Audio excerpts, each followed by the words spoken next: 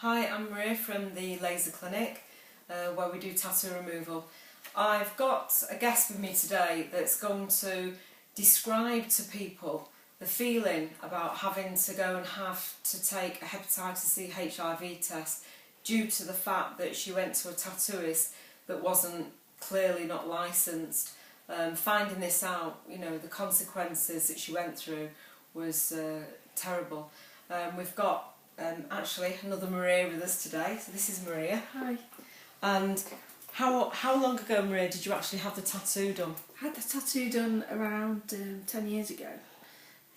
I just went to a friend's house, a friend of a friend who had a tattoo gun.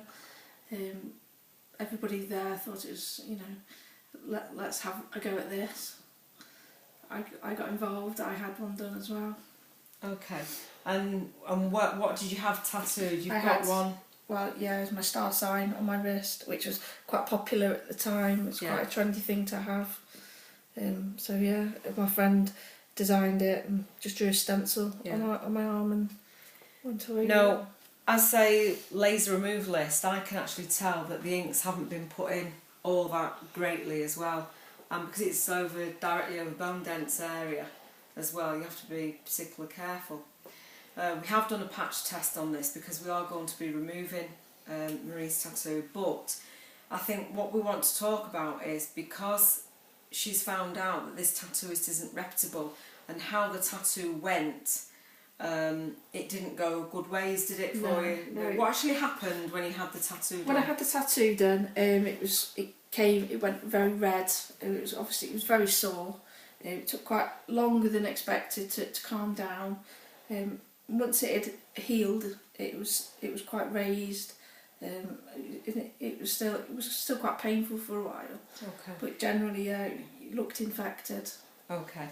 Do you remember the person that did that tattoo, whether they wore gloves?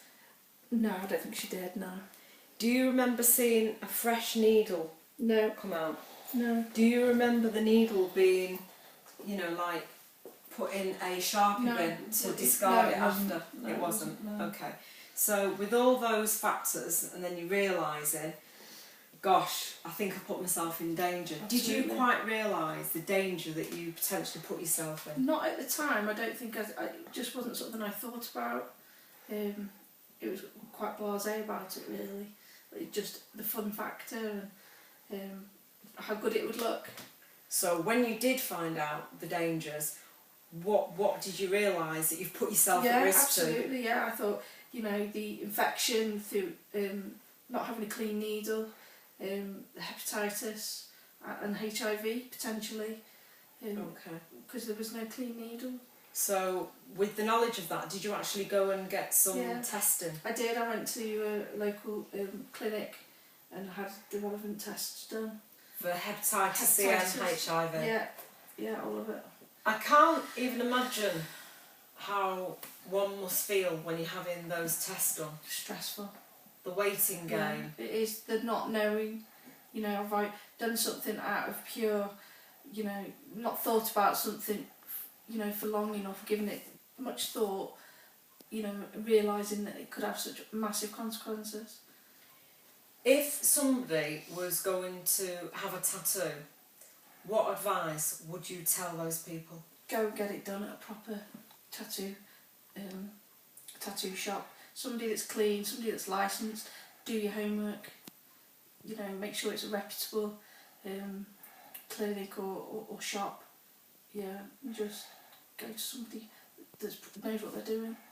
So you can clearly see, everybody, that what Marie's gone through is just unbelievable, just the choices that we make. So I think the point that we need to try and get across is that, you know, we're kind of saying to everybody, make sure that you go to somebody that is properly licensed in the tattoo industry, and not perhaps somebody that's doing it as a hobby or in a back bedroom where there's not sterilised conditions, etc.